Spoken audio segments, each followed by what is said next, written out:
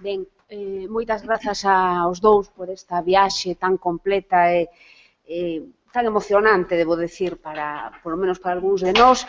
Antes de abrir o coloquio, me permitirán que saúde a familia de Luisa, que acaba de chegar, como antes saudamos a de Xela, e agradecerlles a fineza de viren hoxe aquí a partillar connosco este tempo de reflexión, de análise, de debate e de emoción tamén, que ademais é un tempo que queremos que teña proxección de futuro. E agora sí, abrimos o debate. Eu non sei se os compañeiros de mesa queren comezar a practicar algo que un escritor chamou un día cun termo que desde entón fixen meu, que é a esgrima verbal, e se non damos a palabra ao público. Damos a palabra ao público. Espera, por favor, Arturo, polo micro.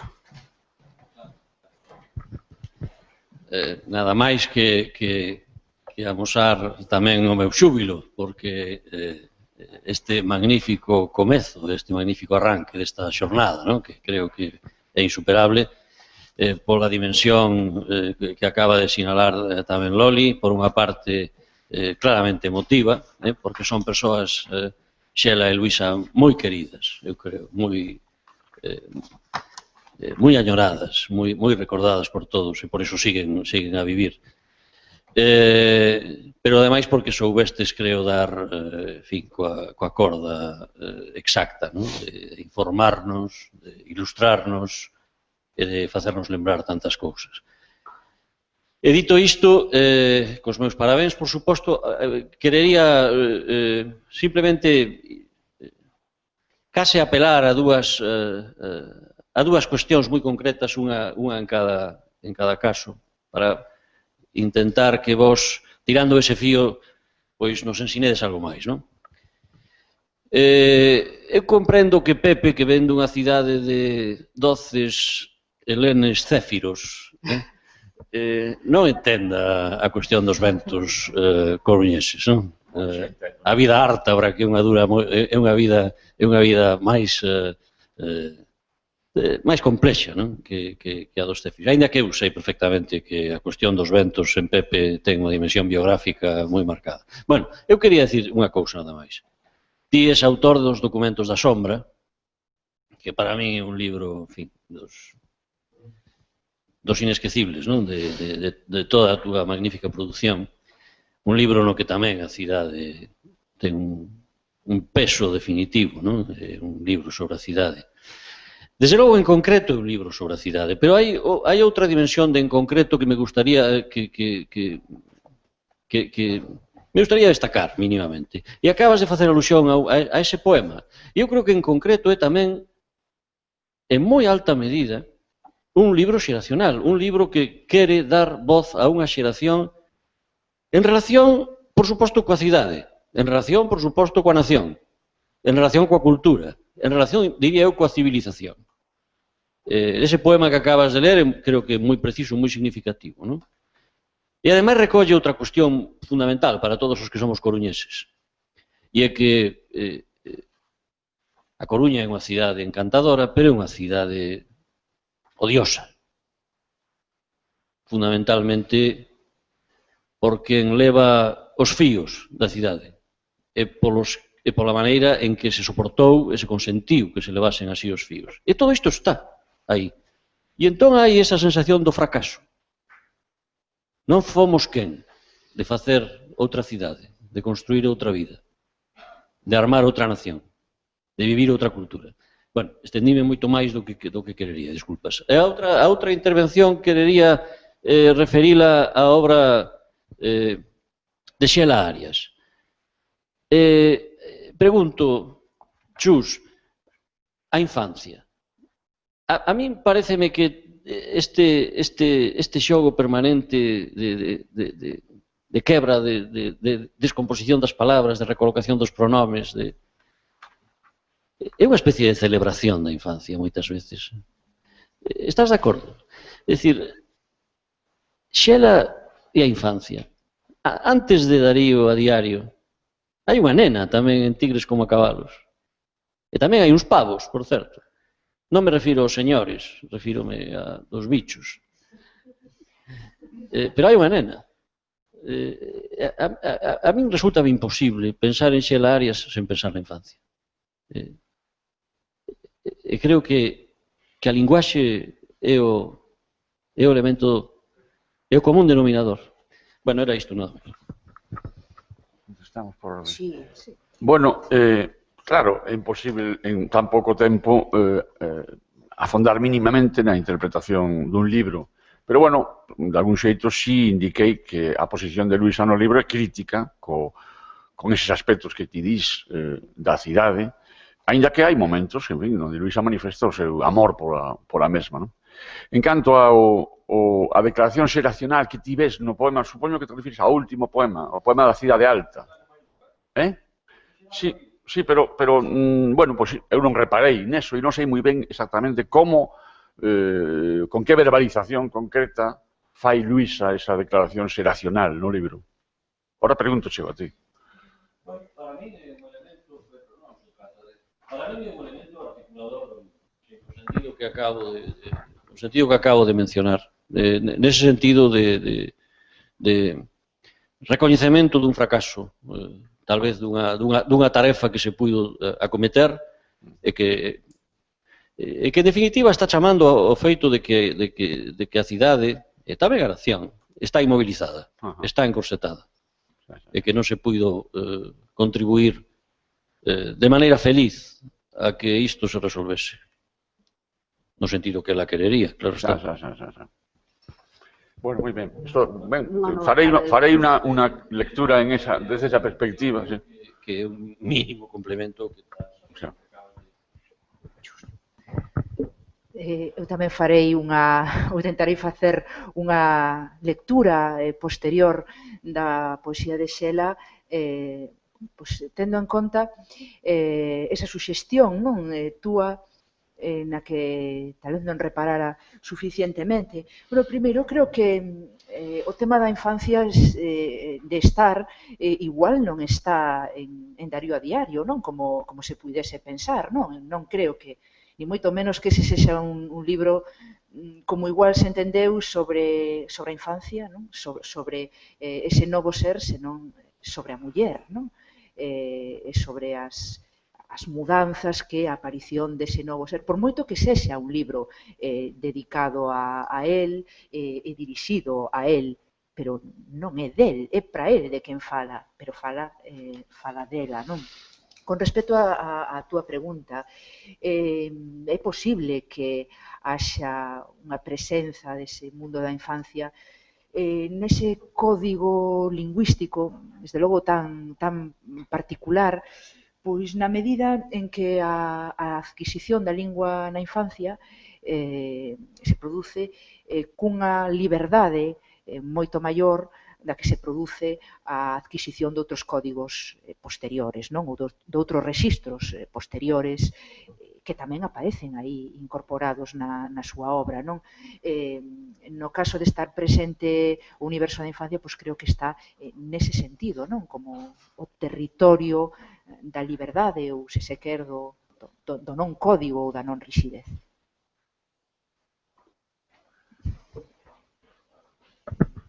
Podía. Eu quería preguntarvos a Chus e a Pepe se non considerades que tanto Xela como Luisa son mulleres de fronteira, polo tanto sin lindes. Urbanas, moi urbanas, co que eso significa de libertad para as mulleres, nunha época en que Galiza tamén vive unha serie de transformacións e, ademais, sin posibilidade do fracaso, que na súa obra se reflicte. Non teñen a negrura do fracaso. Esa especie de peste ou de andacio que percorre este país. Elas non poden permitirse eso porque teñen que estar permanentemente mudando as súas propias vidas e a da súa contorna, porque non son mulleres individuales, son mulleres colectivas sociales. E, polo tanto, significan xa un movimento en marcha, que non son as pioneiras, sino que xa forman grupo, xa forman bandeira, e ollo, que no mundo femenino galego e feminista se conseguiron conquistas importantes neses anos. Se conseguiron, o retroceso está vindo agora. Polo tanto, elas forman parte, digamos, de ese grupo, de ese colectivo que se manifesta na súa obra, porque na súa obra polifacética como mulleres non teñen unha cara, son prismas, como casi todas as mulleres, que non lle queda máis remedio, e, polo tanto, ese mundo de fronteira sin lindes e libertade que os caracteriza, que tamén o mundo de dúas cidades, como Vigo e Coruña, donde todo é posible, con un prezo, todo se paga, pero todo é posible. Grazas. Bueno, xa ti mesmo dixeches, non hai moito que engadir, pero en todo caso, un matiz. Ambas morren moi novas, e por tanto non viviron este último fracaso colectivo que estamos vivindo últimamente, do que non somos responsáveis. Son outros os responsáveis políticos deste momento de retroceso, máis que de fracaso, de retroceso político, tamén no ámbito da cultura, etc. Bueno, por lo tanto, creo que era un momento, se non lembro mal, o ano 2004, sí, era un momento de certo entusiasmo, non?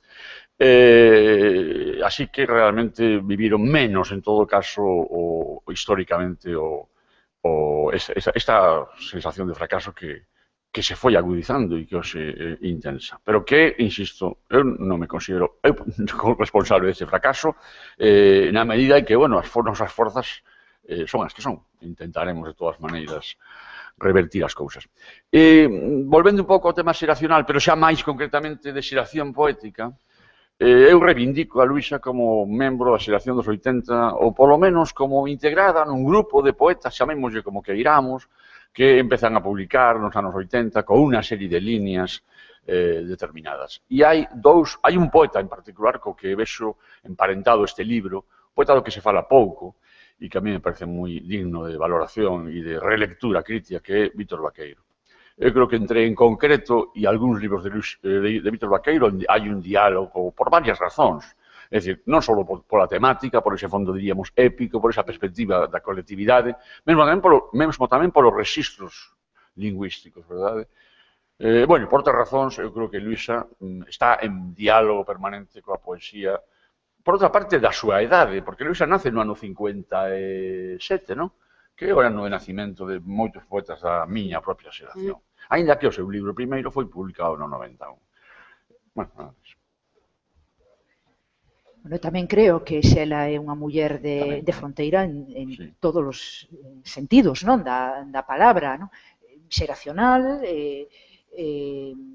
polo tempo que lle tocou vivir, con respecto ao medio, non, ao medio rural, urbano. Bueno, primeiro, si a Coruña, Vigo, pero de que realidades urbanas estamos a falar, non? É dicir, que como son as cidades galegas, non? En que medida son cidades, non temos grandes metrópoles en Galicia.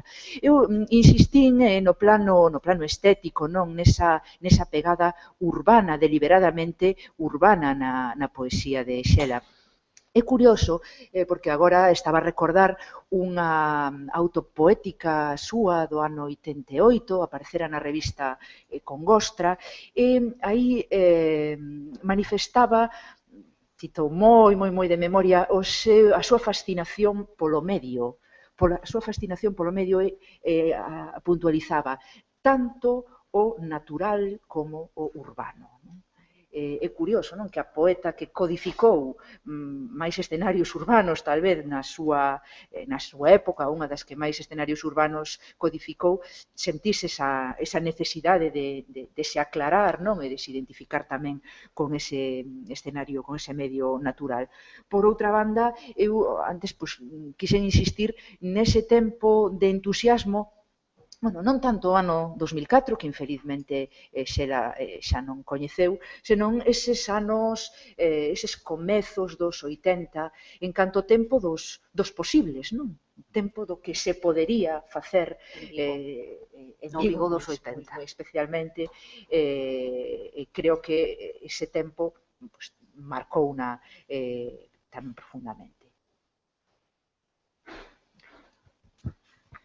Eu quería regresar a un tema que creo que paira polas dúas presentacións e que me parece sintomático de algo máis preocupante e que paira de maneiras moi diferentes, non? E que volve o tema este das xeracións e de como encadrar, non, a obra destas dúas autoras dentro dun sistema máis amplo que parece que é o que se intúe, non? En ambos casos estivestes dando algúns apuntamentos nese sentido.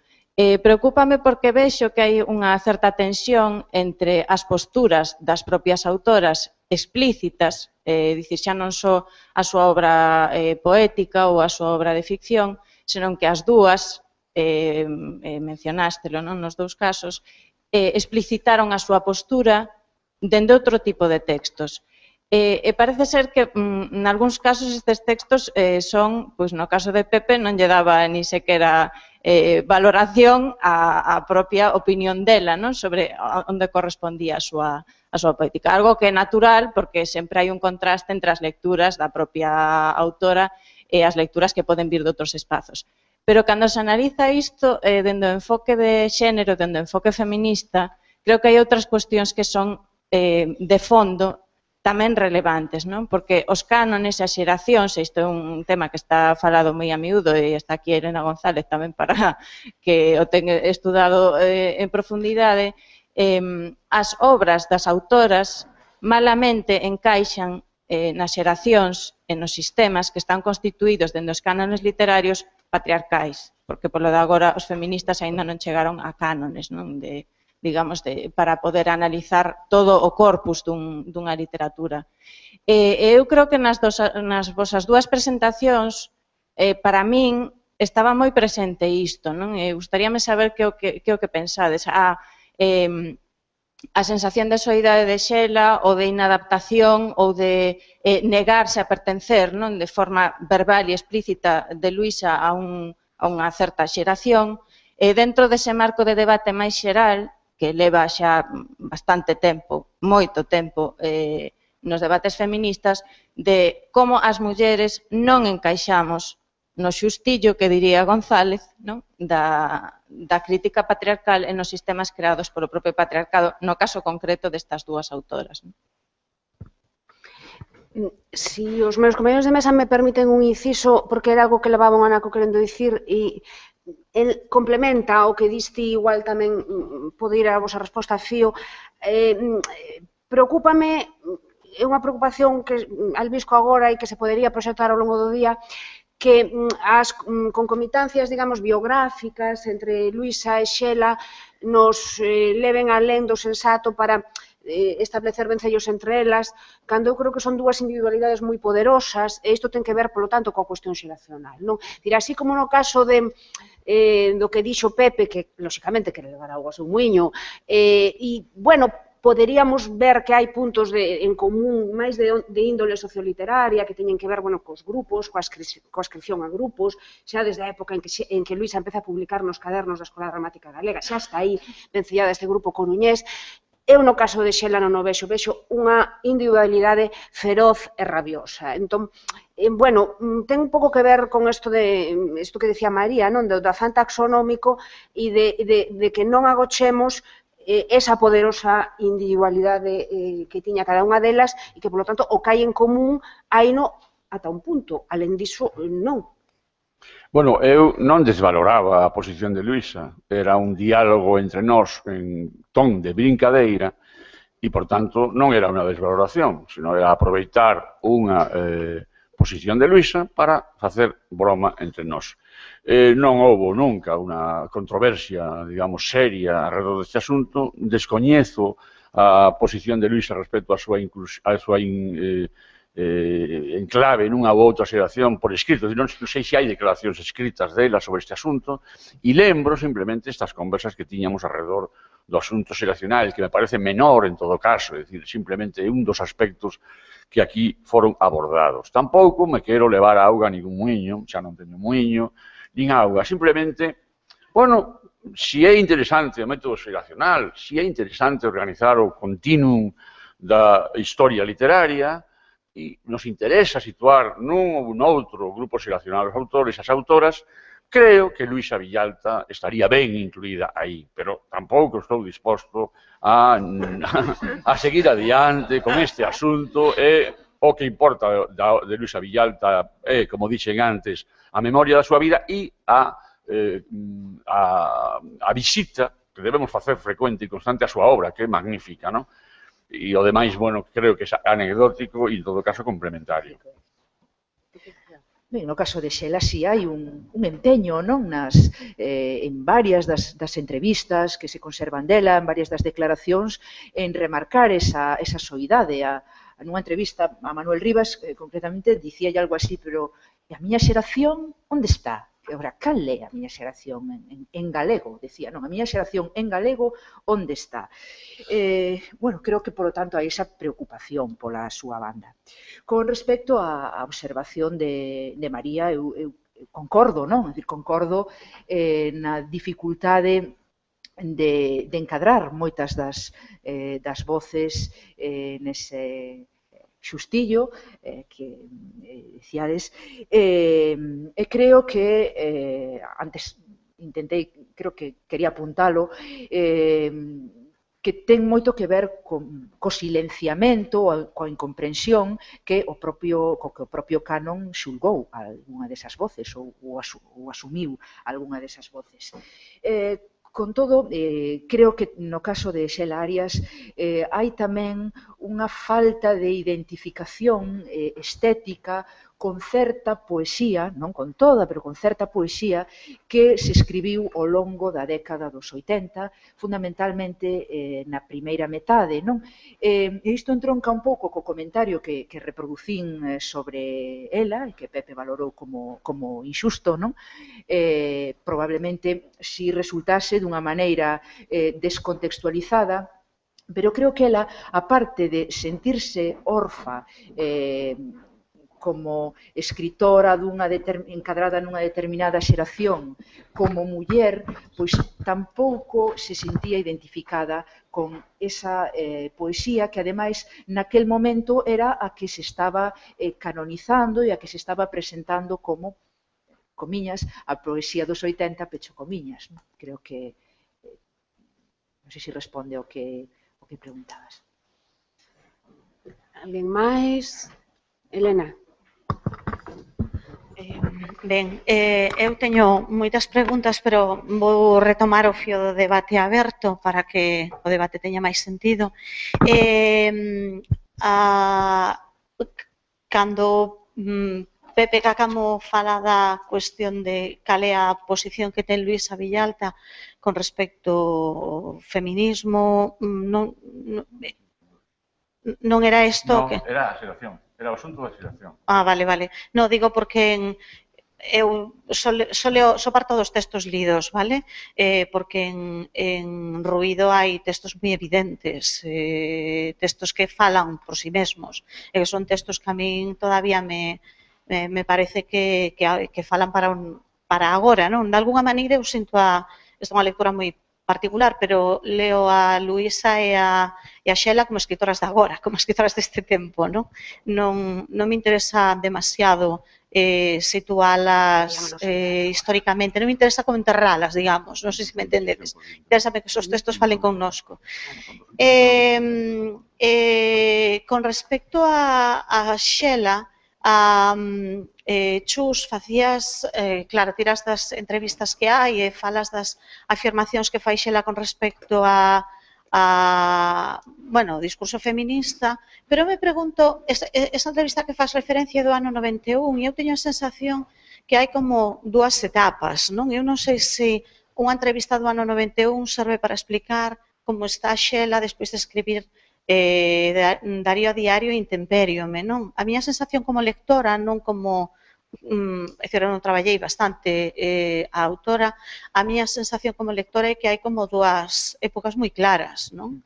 Entón non sei se non hai que reconsideralo tamén á luz dos textos que nos deixa, porque ti mesma decías que hai un Darío a Diario é unha escrita da experiencia da maternidade dunha maneira moi radical, moi interesante, que impactou, que gustou, que se leu. Creo que non é que ese tipo de textos non son indiferentes. E ti tamén facías referencia ao papel que ten a muller, a negra, en fin, todas as alteridades que aparecen en Intempériome. Vexo como dúas épocas aí, non?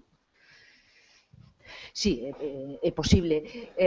As declaracións serán do ano 91. Ocorre tamén que Por desgraza, pois, non temos entrevistas de Xelarias máis alá de 2003, non? E agora digo isto no plano puramente literario, no plano puramente da recepción, é dicir, descoñecemos unha boa parte da opinión que a autora tivo sobre a recepción do seu último libro, por exemplo, non? Eu creo que sí, que hai que se intúen dúas etapas diferentes e tal vez pois, o ano 95, 96, pois, constitúa un punto de inflexión, non? Darío e Intemperiome con respecto ao anterior, non?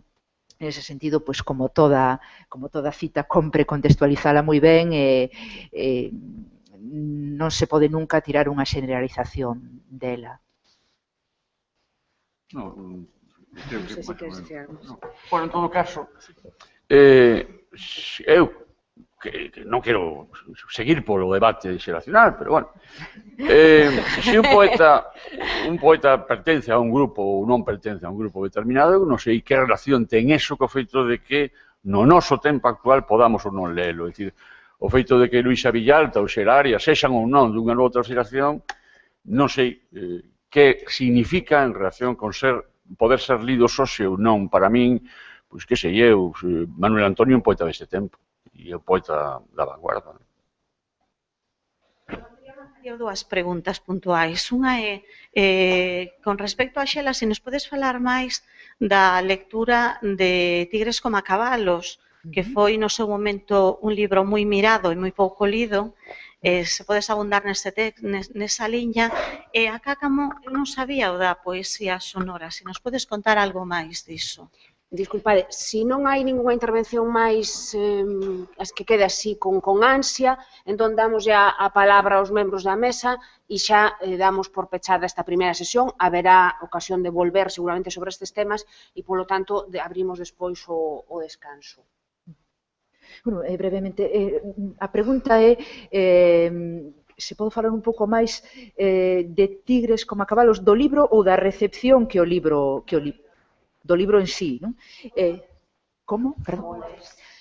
Eu leo o libro como un diálogo, non? Como un diálogo propiciado polas claves que a autora e o autor nos fornece, non? Por moito que en algún momento, por educación lectora, que creo que iso é algo que tamén debemos ter en conta. Antes dicía que non eran frecuentes estes libros na nosa tradición e, polo tanto, non eran entendidos e eran arrinconados e quedaban pois, na anécdota, na descatalogación. Creo que, no meu caso, pois, moitas veces tiven que vencer esa inercia, non? De ler os poemas como tais e interpretar as fotografías como tales, non? Eu leo, ou intento lelo como un diálogo entre dúas linguaxes, que moitas veces teño a sensación de que se desafían ou que se molestan, que se interrompen, máis que conflúen, non? Moitas veces creo que hai casi unha tensión entre unha e outra máis que unha confluencia. Non sei se tampouco me quero estender moito máis. Pois eu teño unha imaxe de Luisa, creo que en Pontevedra, ao aire libre, nun recital ao aire libre, onde Luisa leía un poema discursivo, diríamos, un poema gramatical, lingüístico, e nun momento dado as palabras derivaban cara a unha especie de non sei, unha cosa así, non? Pero moi calculado, moi ben calculado, con tonos que subían, baixaban, era coa boca pechada e facendo un ruido, un sonido, en fin, poesía sonora. Lembro ter falado con ela deso, pero moi rapidamente, tal, sobre que ela quería seguir experimentando por ese camiño. E non teño máis información, Pero sei que o fixo máis veces, Pode ser esta unha ocasión para se alguén ten un recordo, unha pista, unha testemunha, pois que... Sí, claro, eso sería magnífico. Ben, vémonos de novo ás 12 en punto aquí para que poidamos abordar a segunda parte da mañá con vagar tamén como esta. Moitas grazas.